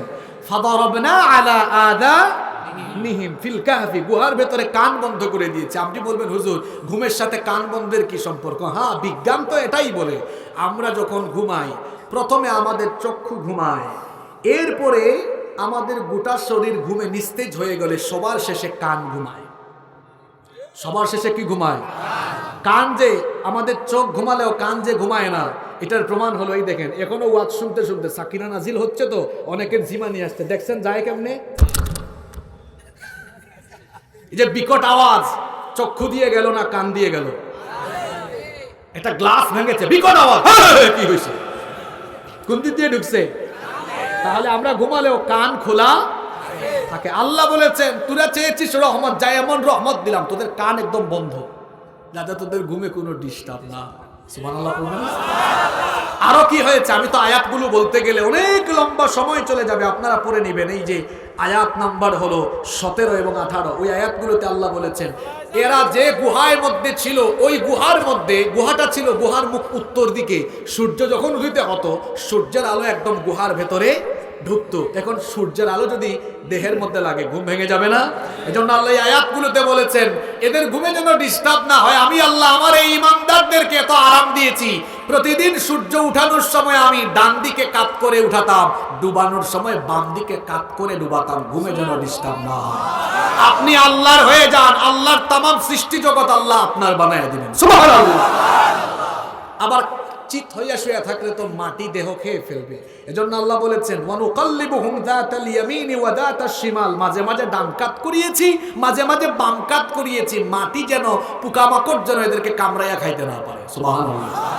তাহলে এক নম্বরে তারা যেটা চেয়েছে সেটা পেয়েছে কি পায় নাই?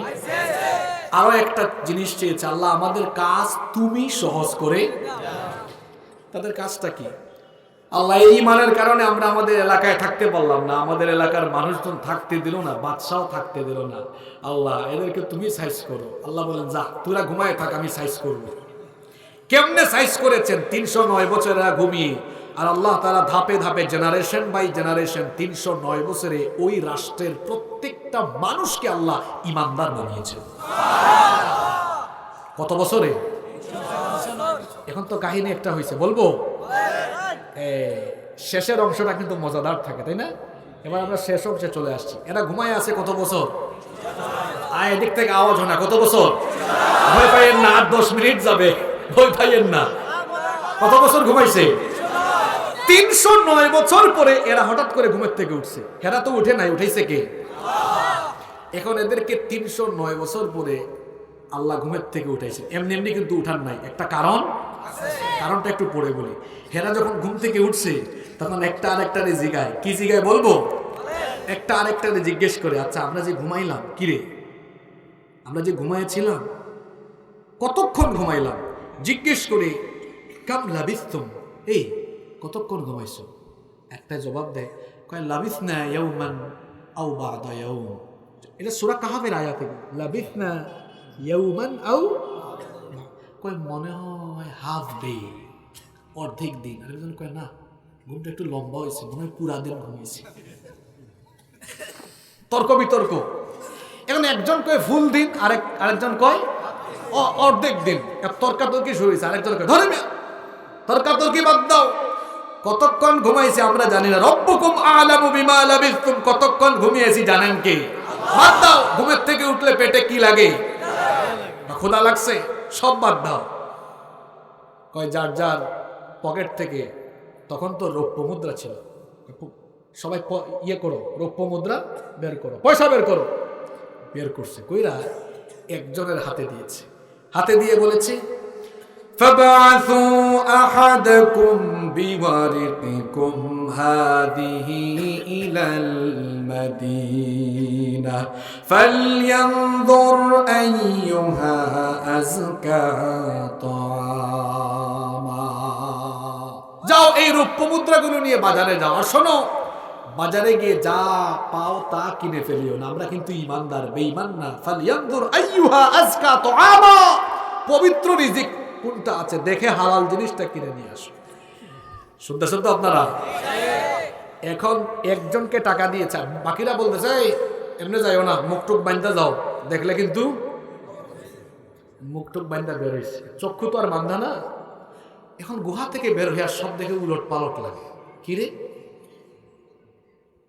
আজ থেকে 20 বছর আগে এই দাতিয়া দাহ, যে কঠিন নাম দাতিয়া দাহ, দাতিয়া দাহ, দাঁত ভেঙে যায় না, এজন্য নাম দিয়েছে দাতিয়া দাহ, মানে দাঁত আদা হয়ে যায়।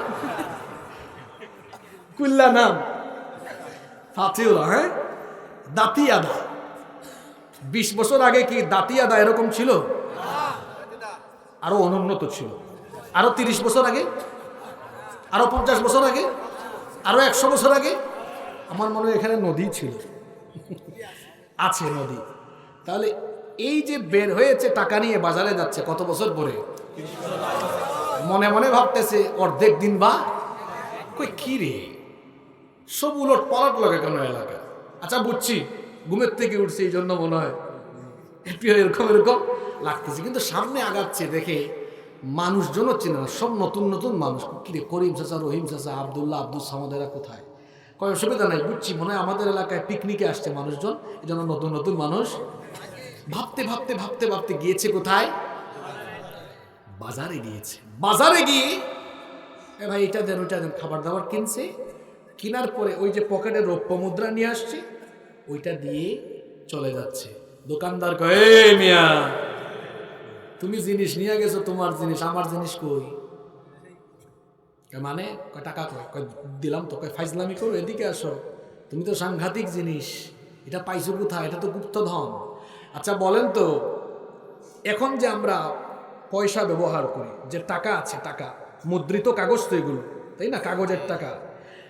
এখানে যাদের বয়স 15-20 বছর, তোমরা তো 25 পয়সা, 50 পয়সা, 10 পয়সা, 20 পয়সা দেখো নাই, আমরা দেখছি না? আমরা দেখেছি, এরা এগুলো দেখে নাই।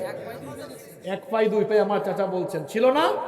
পাকিস্তান পিরিয়ডে মুদ্রা আরেক রকম ছিল, ভারত যখন ছিল তখন মুদ্রা আরেক রকম, ব্রিটিশ পিরিয়ডে আরেক রকম ছিল। যেমন এখন আমাদের প্রায় সব টাকায় বঙ্গবন্ধুর ছবি আছে, একটা সময় কিছু কিছু টাকায় দুয়েলের ছবি, স্মৃতিসৌধের ছবি ছিল না। তো যখন যারা রাষ্ট্র পরিচালনা করে, এটা সকল দেশেরই নিয়ম, সেরকম করেই টাকাগুলো কি হয়, মুদ্রণ হয়, চেঞ্জ হয়, এটাই রীতি, এটাই নিয়ম আসলে।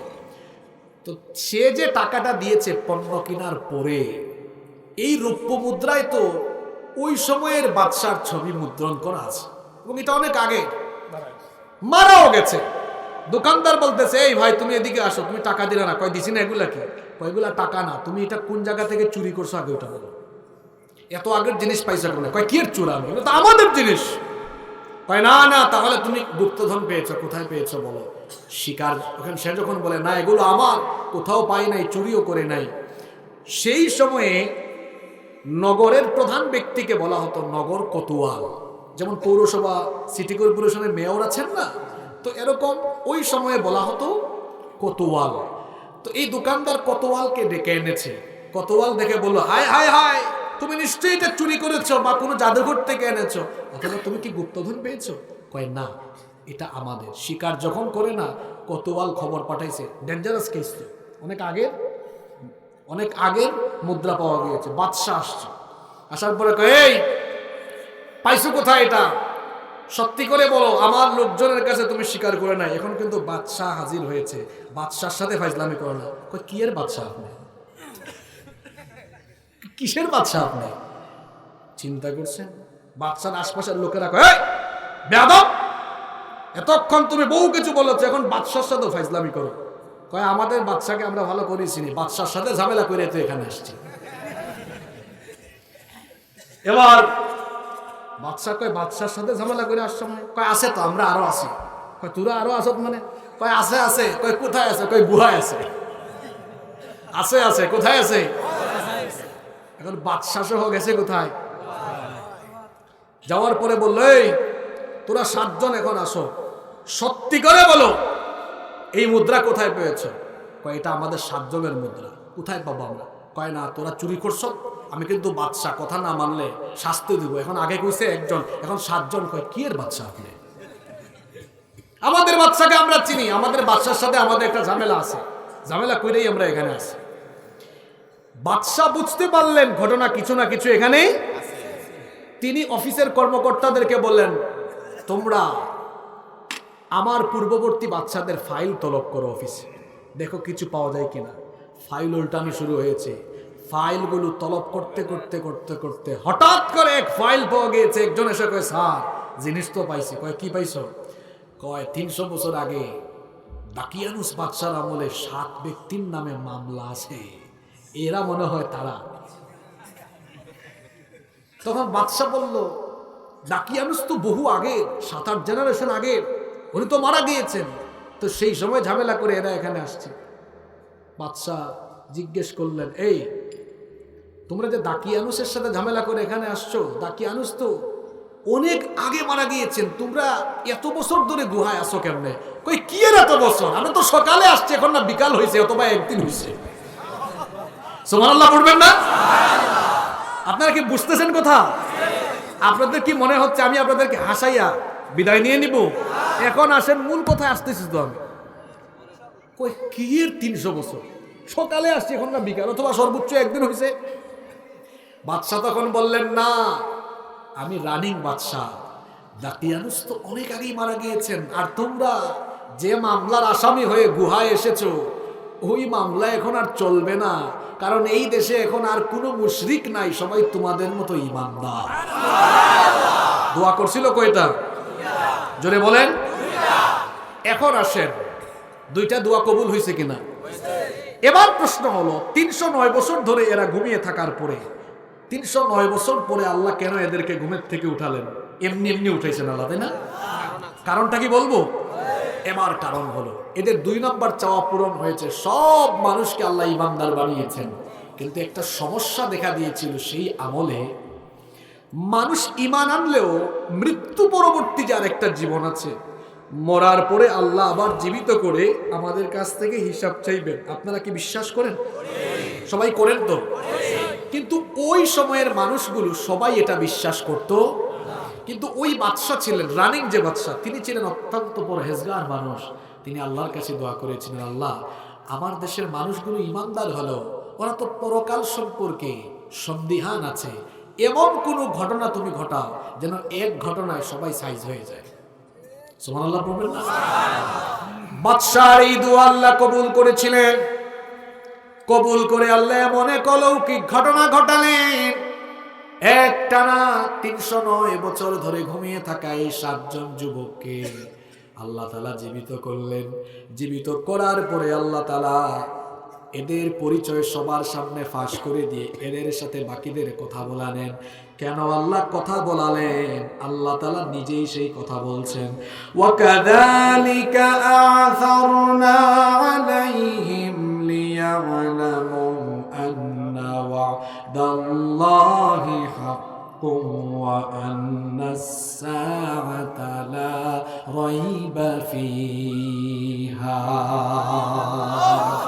এভাবে করে আমি তাদেরকে জীবিত করেছিলাম, ঘুম থেকে জাগ্রত করেছিলাম, লিয়ালামু, যাতে করে আখিরাত সম্পর্কে সন্দেহানি পতিত হওয়া মানুষগুলো জানতে পারে আন্না ওয়াদাল্লাহি হাক্কুন, আল্লাহর ওয়াদা সত্য, ওয়া আন্নাস সাআতা লা রাইবা ফিহা, কিয়ামত হবে, পরকাল আছে, মরার পরে আল্লাহ জীবিত করবেন, এটা যেন সবাই জানতে পারে। 309 বছর একটানা ঘুমিয়েছে, স্বাভাবিক না অস্বাভাবিক? আল্লাহ জাগ্রত করে 7-8 জেনারেশন আগে ঘুমিয়েছে। আচ্ছা বলেন তো, 1700 সালে ঘুমিয়ে থাকা কেউ যদি এখন 2024 সালে জীবিত হয়, আমরা এটা দেখলে অবাক হব না নরমালি বিষয়টা নিব? অবাক করা বিষয়।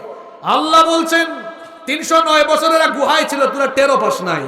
এখন এদেরকে আমি তোদের 7-8 প্রজন্ম পরে আমি জাগ্রত করে তোদের সাথে কথা বলাচ্ছি, তোদের চোখের সামনে সত্য ঘটনা এটা দেখালাম। আমি আল্লাহ যদি 309 বছর একটানা ঘুম পাড়িয়ে রেখে আবার জাগ্রত করে তোদের সাথে কথা বলাতে পারি, সেই আল্লাহ তোরা মারা যাওয়ার পরে হাজার হাজার বছর কবরে থাকলেও তোদেরকে জীবিত করে আমি আল্লাহ আবার তোদের কাছ থেকে হিসাব নিতে পারবেন কিনা? পারবেন কিনা? তাহলে এই পুরা ঘটনার বিবরণ এজন্য দেওয়া হয়েছে যাতে আপনি কবর সম্পর্কে, পরকালীন জীবন সম্পর্কে গাফেল হয়ে নামাজ না ছাড়েন, গুনাহ না করেন, মা বাবার সাথে বেয়াদবি না করেন, স্ত্রীর হক নষ্ট যেন না করেন, মানুষের হক যেন ময়লা না খান, পরকালের ভয় যেন আপনার অন্তরে ঢুকে। এজন্য গোটা এই ঘটনাটাকে বয়ান করেছেন কে? এই হলো আসহাবে কাহাফের সংক্ষিপ্ত কাহিনী। এবার এখান থেকে 4টা শিক্ষার কথা বলে আমরা আলোচনা শেষ করব ইনশাআল্লাহ। শিক্ষা যদি বাড়ি নিয়ে যেতে না পারেন তো কি এর ওয়াজ শুনছেন আপনি? এজন্য এই 4টা শিক্ষা বাড়ি নিয়ে যান। কয়টা? 1 নাম্বার, আজকের আলোচনা থেকে, আজকের তাফসীর থেকে আমরা শিক্ষা নিলাম, ভবিষ্যতের কোনো কথা বা কাজ আমি করব বা বলবো, এটার জন্য আমি বলবো ইনশাআল্লাহ, মনে থাকবে। 2 নাম্বার শিক্ষা হলো শিরকের সাথে কোনো আপোষ চলবে না। গোটা জাতির লোকেরা শিরকে নিমজ্জিত। ওই 7 জন লোক শিরক করে নাই, তারা জানে আমরা এই শিরকে নিমজ্জিত না হলে বিপদ আসবে, মুসিবত আসবে। এটা জানার পরেও তারা শিরকে বাদ দিয়েছে, আল্লাহর দ্বীনের উপর ইস্তেকামত থেকেছে। এখান থেকে শিক্ষা হলো আমরা আমাদের সমাজের কোন শিরকি কর্মকাণ্ডে লিপ্ত হব না। অনেকে আছে বাচ্চা কাচ্চা হয় না, জিন্দা পীর মুর্দা পীরের কাছে যায় না। কোন জিন্দা পীর মুর্দা পীর সন্তান দিতে পারে না। সন্তান যিনি দিবেন তিনি কি? আল্লাহ। সূরা ফাতিহায় কি পড়েন আপনি? ইয়্যাকা না'বুদু ওয়া ইয়্যাকা নাস্তাঈন। যা চাইবো কার কাছে চাইবো? আল্লাহ, আমরা তো তোমার কাছেই চাই। এটা তো আপনি সূরা ফাতিহায় ঘোষণা দিলেন। তারপরে আল্লাহর কাছে না চেয়ে অন্যদিকে যাচ্ছেন কেন? আল্লাহ হেফাজত করেন। 3 নম্বর শিক্ষা হলো জালিমের সামনে হক কথা বলতে হবে। কখনো হক কথা বলতে গিয়ে চুপ থাকা যাবে না। যে ব্যক্তি হক বলা থেকে চুপ থাকে সে বুবা শয়তান। এখন ঠিক বলে আর স্লোগান দিয়ে আপনারা এখান থেকে চলে যাবেন না। জাতির এই ক্রান্তি লগ্নে আপনাদের সন্তানগুলোকে বাঁচানোর জন্য এই অশিক্ষা কুশিক্ষার বিরুদ্ধে প্রত্যেকটা ব্যক্তিকে এখন হকের আওয়াজ বুলন্দ করতে হবে। এই ঠিক বইলা প্যান্ডেলে আওয়াজ ভারী কইরা বাড়িতে গেলে চলবে না। বাপের বেটা হলে প্রত্যেকে নিজ নিজ জায়গা থেকে পারলে প্রতিবাদ করুন। আমরা তো বলে যাচ্ছি, আমাদের ইমানি দায়িত্ব তো আমরা পালন করছি। আমাদেরকে কেউ যদি মেরে ফেলার হুমকিও দেয়, তাও আমরা কোরআনের পথে যারা পথ বাড়িয়েছি, আমরা প্রয়োজনে মরতে রাজি, হক কথা বলতে আমরা কখনো চুপ থাকতে রাজি না। বসেন, আপনার এই স্লোগান দরকার নাই ভাইজান, বসেন। যেটা বলেছি ওইটা, বাপের বেটা হইলে আপনি নিজের জায়গা থেকে প্রতিবাদ করে দেখাই দিয়ে।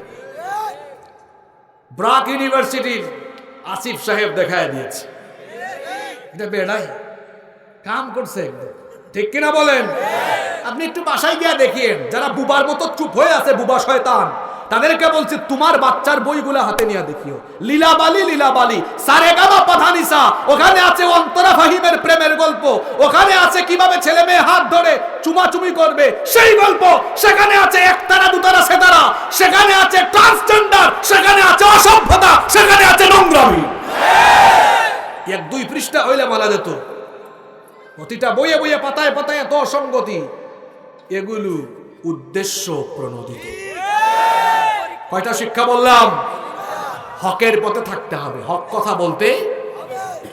4 নম্বর শিক্ষা হলো মরার পরে আরো একটা জীবন। আচ্ছা বলেন তো, আমি মৃত্যুর পরে আমার আল্লাহ আমার কাছ থেকে হিসাব নিবেন, বিচার চাইবেন, এই ভয়ে থাকলে ফজরের নামাজ কাজা করবে? আরো জোরে বলেন। আল্লাহর কাছে হিসাব দিতে হবে এই ভয় থাকলে 5 ওয়াক্ত নামাজ কাজা করবে, মা বাবার সঙ্গে বেয়াদবি করবে, সমাজের মানুষকে কষ্ট দিবে, কোনো গুনাহে লিপ্ত হবে? তাহলে এই 4টা শিক্ষা, 1 নাম্বার ইনশাআল্লাহ, 2 নাম্বার শিরক করা যাবে, 3 নাম্বার হকের ব্যাপারে চুপ থাকা যাবে, 4 নাম্বার পরকালের চিন্তা মাথায় রেখে দুনিয়াতে আল্লাহর ইবাদত করে যেতে হবে। তাহলেই আমরা সফল হতে পারবো, আমরা দুনিয়া আখিরাত উভয় জাহানে সফল হতে পারবো ইনশাআল্লাহ। এলাকার যুবকরা নামাজ যে পড়ে না, এই নামাজের ওয়াজ চলে এসেছে শেষ পয়েন্টে। মরার পরে আমার হিসাব হবে। এই যে কালকে একজন মারা গেল, আমি আজকে ফেসবুকে দেখলাম এক অভিনেতা, কি জানি তার নাম ভুলে গেছি আমি, ইয়েস রুবেল স্যার আমাকে মনে করিয়ে দিয়েছেন, রুবেল নিজে ড্রাইভ করে গাজীপুর থেকে ঢাকায় বসুন্ধরা সিটির বেসমেন্টে এসে গাড়ি পার্কিং করে হঠাৎ করে মাথা ঘুরে পড়ে গেল। তার সহকর্মীরা তাকে প্রাথমিক চিকিৎসার জন্য উপরে নিয়ে গেল, কর্তব্যরত চিকিৎসক বললেন দ্রুত নেওয়ার জন্য, স্কোয়ারে নিয়ে গেল, ওখানেই তার মৃত্যু। এ যুবক ভাইয়েরা, আপনি যে ফজরের নামাজ ছাড়েন, ওই যে বললাম আজকের আলোচনার শেষ পয়েন্ট, মরতে আমাকে হবে। কেমন করে ঘুমাও তুমি, কেমন করে ঘুমাও তুমি ফজর করে কাজা, এমন তো হতে পারে জোহরে জানাজা। এই অভিনেতা কোনো রোগ নাই, গাড়ি ড্রাইভ করে এসেছে, সে কি জানতো মাগরিবের আগেই তার জীবনের মাগরিব হয়ে যাবে? কথা বলেন না কেন? এশার নামাজ কাজা করে কেমনে ঘুমিয়েছ যুবক? ফজরের আগে তোমাকে দাফন করা লাগতে পারে, নামাজ কাজা করবেন না। আল্লাহর হাবিবের এক হাদিস আমার মনে পড়লো, মুমিন যখন কবরে যাবে তার মাথার দিক থেকে নামাজ, তার ডান দিক থেকে তার রোজা, বাম দিক থেকে তার যাকাত, পায়ের দিক থেকে দান সদকা অন্যান্য আমল এসে মাটিকে বলবে, এ কবরের মাটি সাবধান, আমরা তার নেক আমল, তার সাথে বেয়াদবি করো না, খবরদার তার সাথে সম্মানজনক আচরণ করো। আপনি নামাজি হয়ে কবরে গেলে এই কবর আপনার জন্য কবর, মাটির কবর থাকবে না, জান্নাতের ফুল বাগান হয়ে যাবে। সুবহানাল্লাহ। কি ওয়াজ শুনে গেলেন? যদি ফজর পর্যন্ত আপনি যদি ওয়াজ শুনে যান, সরি রাত 12টা পর্যন্ত ওয়াজ শুনে যান, ফজর কাজা করেন, তো কি ওয়াজ শুনছেন আপনি? আপনি তো 4 নাম্বার পয়েন্টটা ভালো করে, আপনার মাথার উপর দিয়ে ওয়াজ গেছে, মাথার ভেতরে ঢুকে নেই। ওয়াজের প্যান্ডেলে ঠিক ঠিক ঠিক ঠিক বলে চলে গেলে হবে না, এত কথা নাই তো। কয়টা শিক্ষা বলেছি? এই 4টা শিক্ষা জীবনে বাস্তবায়ন করতে পারলেই আপনি সফল হয়ে যাবেন ইনশাআল্লাহ।